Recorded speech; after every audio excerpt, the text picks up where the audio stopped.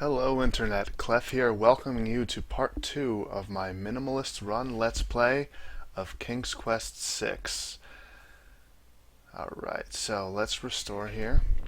Now what I just did was I fooled the 5 sense gnomes that are guarding the Isle of Wonder, so I'm good on the Isle of Wonder as far as worrying about guardians trying to kill me.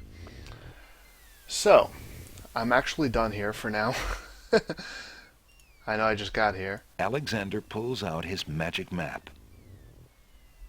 I think I'll listen to that voice clip, or this pair of voice clips, once per part. Alexander feels a strange pulling sensation. Because in the course of the game, you will hear that pair of dialogue a lot. Not so much here. Now, something that a lot of people didn't realize, mostly because, just a little kind of trivia tidbit, especially because back in the day when this game came out, 3-button mice were uncommon. Scroll wheels on mice were not a kind of, every mouse has these sort of things. 2-button mice were the norm. But if you had a 3-button mouse, you can switch between walk and whatever icon you had selected by clicking the wheel. It actually, in fact, a lot of buttons that had 3 mice, they didn't have a wheel, but they did have 3 buttons. That's why you can't cycle through with the wheel or anything, like I'm trying to do. Anyway. I think I'll maybe actually turn the speed down just a little bit. Just to make it seem sort of realistic. Yeah, that's fine. So I'm going to go back to the pawn shop, and I'm going to swap my mechanical nightingale for something else. Your candy dish is empty. I am sorry, sir, but I have no more mints. Somebody has eaten them all. Well, get some more Probably then. him. I fear that is impossible. Without the ferry, I can no longer get imports from the other islands, and we do not grow mint extract on the Isle of the Crown. Oh, I hate not getting what I want.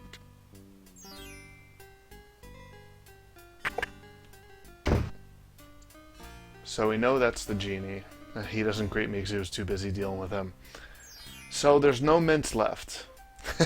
I've done the part of the game where I need mints, so that's okay. So let's go ahead and give him the nightingale.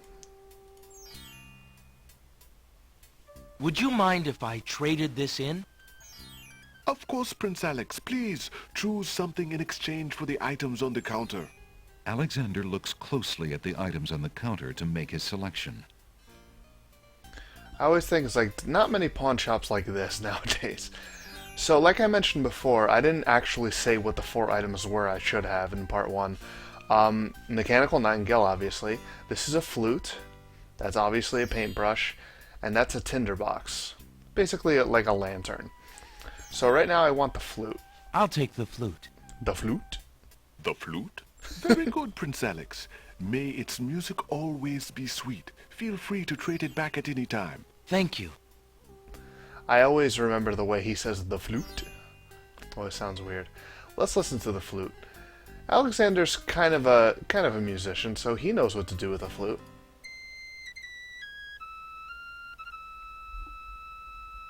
Alexander plays a lovely little tune on the flute. He knows his way around the flute. The pawn shop. Whoops. Alright. I'm actually going to head right back for the Isle of Wonder.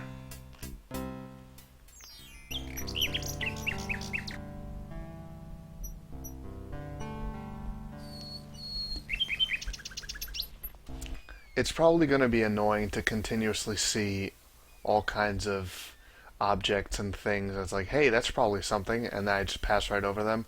When I get to the full 100% run, you will see what all of those things are, so just bear with me. I kind of wanted to do the minimalist run first for 2 reasons. One, I don't think this kind of run has ever been done with commentary. You can find a minimalist run like this done on YouTube, but it's just played. There's no commentary at all. Secondly, I think it would be funny and fun for whoever's watching to see how you can quote-unquote barely beat the game and then do a full run. Like I mentioned in the description of part 1, it's not the same as just like an any percent run versus 100% run, because there are actually two paths in the game. I think I did mention that in part one.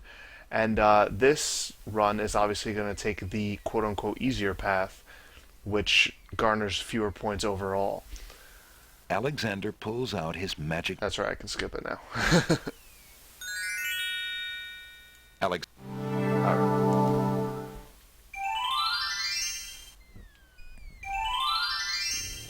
So basically I just needed the flute. And the other thing is that I feel so bad rambling so much, but I want to... so like I said, I want to show how to quote-unquote barely beat the game and then do a full completion of the game with the harder path. So they're going to differ in that way, and also along the way I'm going to be doing everything. So you'll get to see the full content of the game, and then you'll also get to see how little you can actually do and still complete it. So I walk here to the swamp area. You can hear that general MIDI sound effects. It's great. They're actually pretty creative with it, all things considered.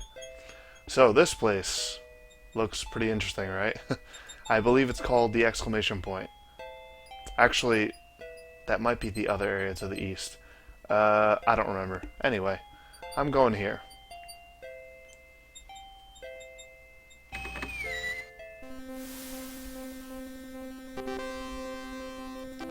So, this is chessboard land. So let's try to enter chessboard land.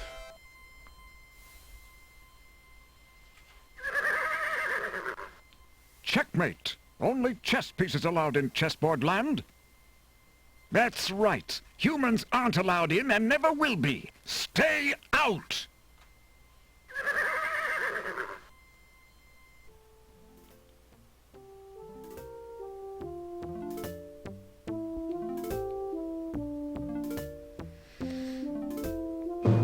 I must insist, Your Highness.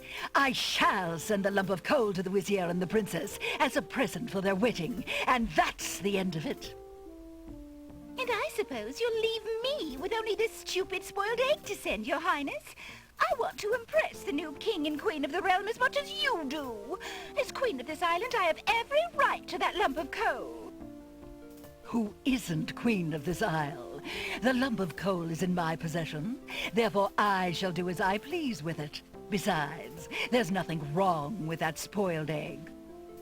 The egg, though delightfully spoiled, is not nearly so valuable as the lump of coal, and you know it. Your Highness always got to carry the singing stone. It's not fair that you get the coal, too. That doesn't count. The singing stone was stolen by that horrid beast. I should get to keep the coal just because my stone was stolen. It wasn't your stone. It belonged to the Isle of Wonder treasury. Your Highness always thinks that everything is hers. Excuse me, my good man, but could you settle an argument for us? Which of us should get to carry the coal and which the egg? Remember, white is the color of deserving truth and virtue. Quiet, Your Highness, and let him make up his own mind. I, for one, shall be more proper, and not even mention the fact that red is the color of love. I'm sorry, Your Majesties. I'm partial to both red and white, but I'm afraid that I don't know how to solve your problem. One of you will just have to be gracious and allow the other the lump of coal. What a ridiculously stupid idea. Quite ludicrous. He was a lot of help, wasn't he? Oh, yes. Obviously a man of high intelligence.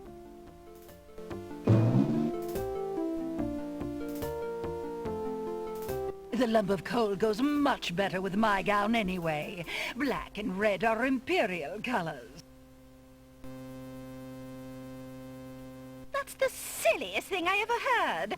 Red does not go with anything, being much too self-conscious. White is the perfect accompaniment to any color.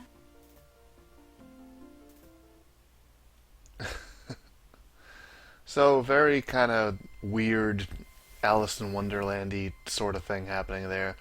Fighting over which of them is going to bring the lump of coal, which is considered the superior wedding gift for Casima and the Wazir, versus the spoiled egg. Now, the main reason to come up here is that I need this scarf, Alexander picks up the Red Queen's scarf. which she leaves behind. It's never really explained why she has one and the White Queen doesn't. But anyway, she leaves it behind, and you can hear them talking about how the beast, we don't know who that is, but that horrid beast, stole the singing stone, which is an important item to them. So that will become relevant, not really in this run, but just the kind of the background. Since I am doing this run first, I'm going to put all the background here, and then it's going to actually kind of balance out the lengths of the runs, I think. Alright, so let's head back down. Oops, all the way down. There we go. Now I'm going to play the flute for the shy wallflowers. Everything here is very literal. We have snapdragons that are aggressive, a hole in the wall, which is a creature you can look through. And you can look through whatever surface it's on, not just through it. The wallflowers are very shy. The clinging vines are very clingy. In fact, if you walk right up to them, you will die. The sour grapes are sour. Baby steers look like babies. There's tomatoes, and then there's a rotten tomato, who is very insulting and mean. And then there's some iceberg lettuce here, which is very, very cold. So, let's play music for the wallflowers. May I have this dance? Oh, my! Get to hear a fun little song.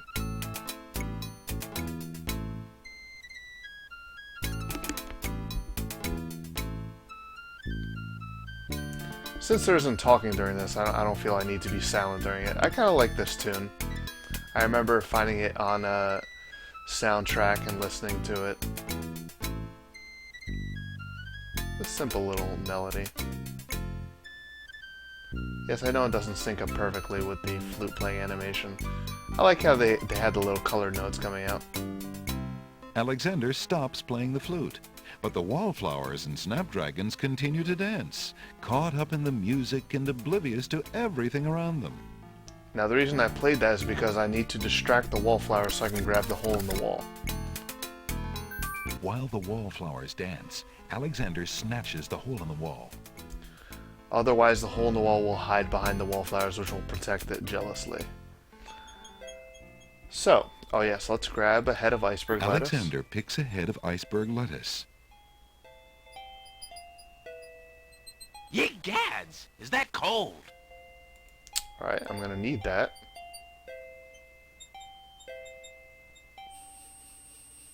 Oh boy, that doesn't sound too great.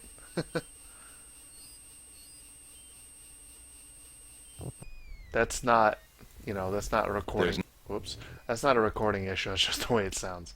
Alex. Now, for the first time, we're going to head for the Isle of the Beast. Alexander feels...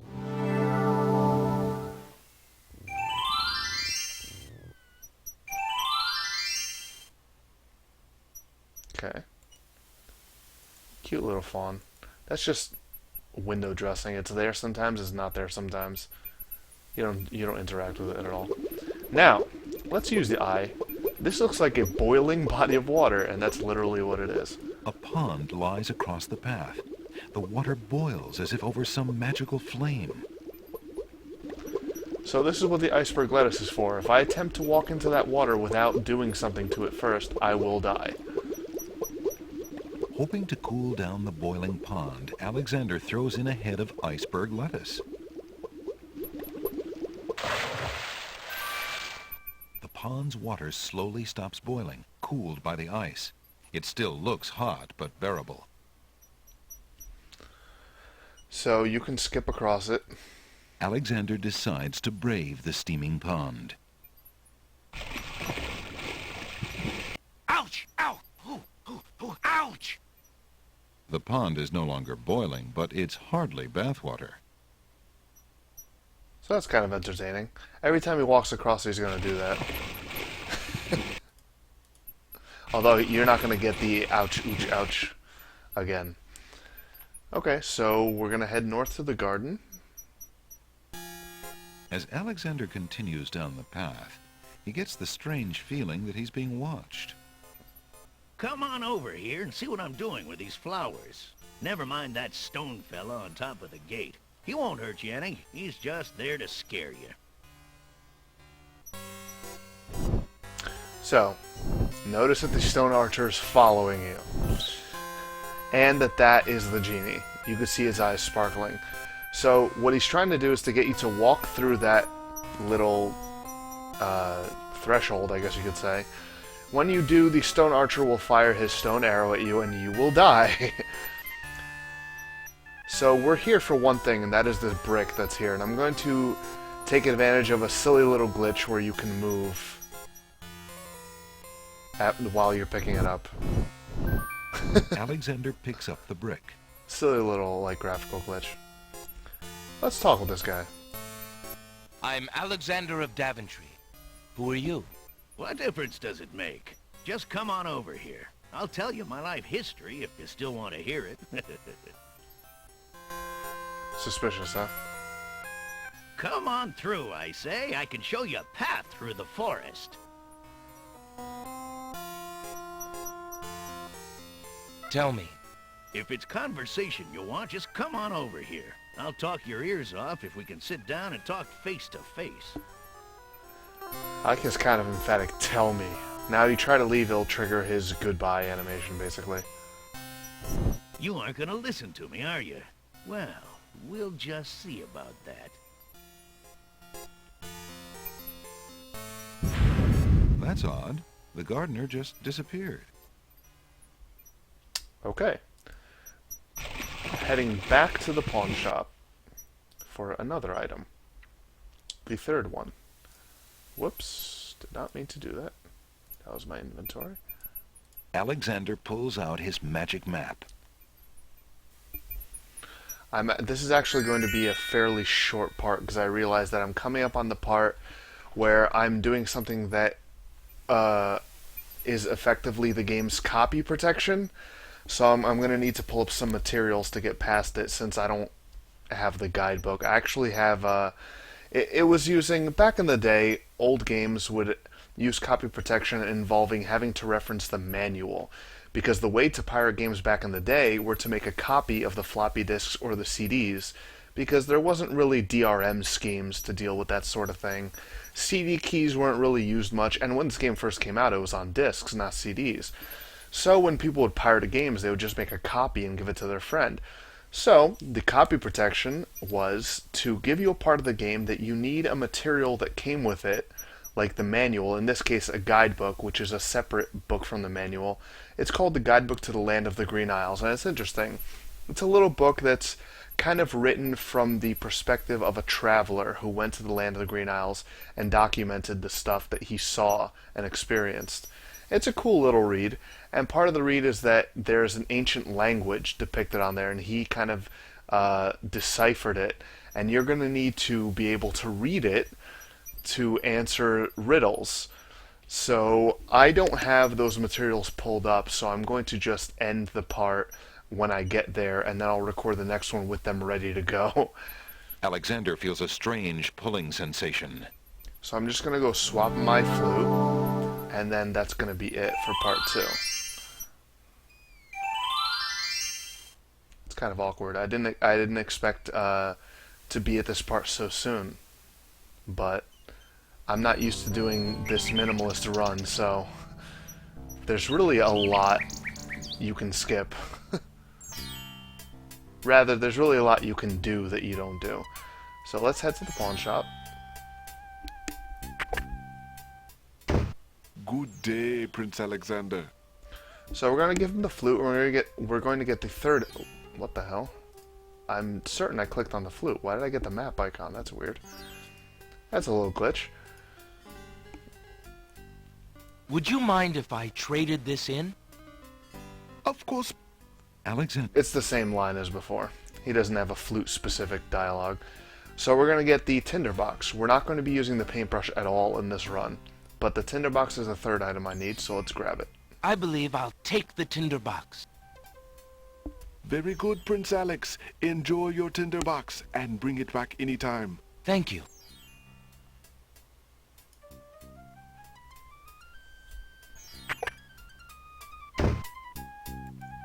Now, I'm going to go head back down to the beach and go to the Isle of the Sacred Mountain.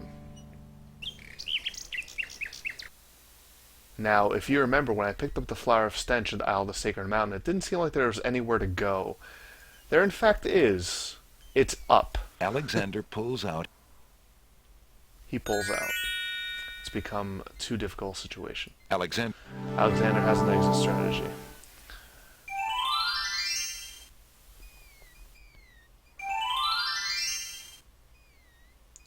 So that right there. So I'm going to save the game, and that's going to be part 2. Okay, we're going to put this here. Part 2, end. I don't remember why that plus is there, but... Okay, so that's going to be it for part 2. I hope you enjoyed watching. Feel free to like, comment, and subscribe. I always like getting your feedback.